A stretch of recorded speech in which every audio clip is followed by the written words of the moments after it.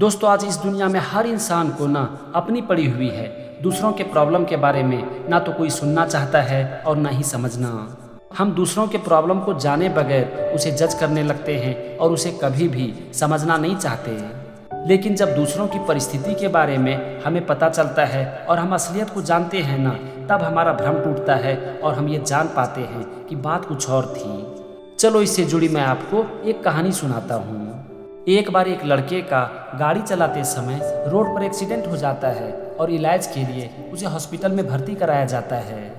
तभी वहाँ पर इलाज के लिए एक डॉक्टर पहुँचते हैं तो वो देखते हैं कि लड़के के परिवार वाले उनका बेसब्री से इंतज़ार कर रहे थे। डॉक्टर को देखते ही लड़के के पिता उनसे कहते हैं कि डॉक्टर साहब, आपने आने में इतनी देर क्यों कर दी? अगर मेरे बेटे को आज कुछ हो गया तो इसके जिम्मेदार आप ही होंगे। तो इस पर डॉक्टर कहते हैं कि आई एम सॉरी, मुझे आने में थोड़ी देर हो गई क्योंकि मैं हॉस्पिटल में नहीं था। आप कृपया शांत हो जाइए ताकि मैं आपके बच्चे का ठीक से इलाज कर सकूं। तो इस पर लड़के के पिता गुस्से से कहते हैं, क्या आप मुझे शांत रहने की बात कर रहे हैं? अगर मेरे बेटे की जगह पर आपका बेटा होता तो क्या आप शांत रहते? अगर एक डॉक्टर की लापरवाही से आपके बेटे को कुछ हो जाए तो आप क्या करेंगे? आप शांत रहेंगे? तो इस पर डॉक्टर कहते हैं कि आप कृपया शांत हो जाइए, मैं पूरी कोशिश करूंगा कि आपके बच्चे का बहुत ही अच्छे से इलाज करूं। ये कहकर वो डॉक्टर लड़के का इलाज करने के लिए ऑपरेशन थिएटर में पहुंच गए। ऑपरेशन थिएटर के बाहर खड़े लड़के के पिता अभी भी बोले जा रहे थे कि सलाह देना बहुत ही आसान होता है, लेकिन जिसके ऊपर बीतती है उसी को पता चलता है। करीब 2 घंटे तक उस लड़के का ऑपरेशन चला और ऑपरेशन खत्म करने के बाद डॉक्टर बाहर निकले और लड़के के पिता से बोले कि बधाई हो, अब आपका लड़का खतरे से बाहर है, ऑपरेशन कामयाब रहा। ये खबर सुनते ही लड़के के परिवार वाले बहुत खुश हो गए और वो डॉक्टर से बहुत सारे सवाल पूछने लगे। लड़के के परिवार वाले डॉक्टर से पूछ रहे थे कि लड़का कब तक ठीक हो जाएगा, अब कोई खतरा तो नहीं है ना, हम उससे कब मिल सकते हैं और उसे कब घर लेकर जा सकते हैं।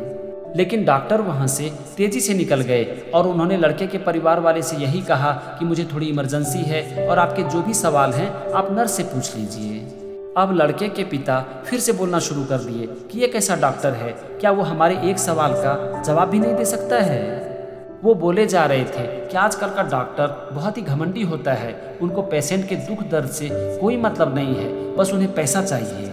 तभी वहाँ पर एक नर्स पहुँची और उन्होंने लड़के के पिता से कहा कि सर, आपका जो भी सवाल है आप मुझसे पूछिए, डॉक्टर को थोड़ी इमरजेंसी थी इसलिए वो चले गए।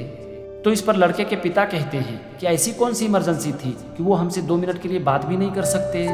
तो इस पर नर्स कहती है कि सर, आज सवेरे ही डॉक्टर के बेटे की एक सड़क दुर्घटना में मृत्यु हो गई।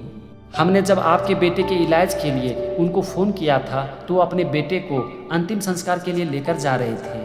वो अपने काम को बीच में ही छोड़कर यहाँ पर आए ताकि आपके बेटे की जान बचाई जा सके। अब आपके बेटे की जान बचाने के बाद वो अपने बेटे का अंतिम संस्कार करने के लिए जा रहे थे। ये सुनकर लड़के के परिवार वाले और उनके पिता एकदम से अवाक रह गए। अब लड़के के पिता को अपनी गलती का एहसास हुआ, वो कुछ नहीं बोल पाए और वहाँ से चले गए। दोस्तों, हम इंसान ना दूसरों की परिस्थितियों को जाने बगैर उसे जज करने लगते हैं। हम एक आदमी के एक व्यवहार से उसके ऊपर पूरी तरह से ठप्पा लगा देते हैं कि अच्छा आदमी है या फिर खराब। हम दूसरों की परिस्थितियों को ना तो जानते हैं और ना ही जानना चाहते हैं। हम ये जानना ही नहीं चाहते हैं कि अगर दूसरा इंसान किसी तरह से व्यवहार कर रहा है तो वो ऐसा क्यों कर रहा है। हम दूसरों के एक व्यवहार से उसे पूरी तरह से जज कर लेते हैं कि ये अच्छा है या फिर खराब। लेकिन जब हमें असलियत पता चलती है तो बहुत बार ये हमारी होश उड़ा देती है। इसीलिए एक बात को हमेशा याद रखो कि दूसरों के एक व्यवहार से उसे कभी भी जज मत करो। और ये कहानी हमें यही सिखाती है।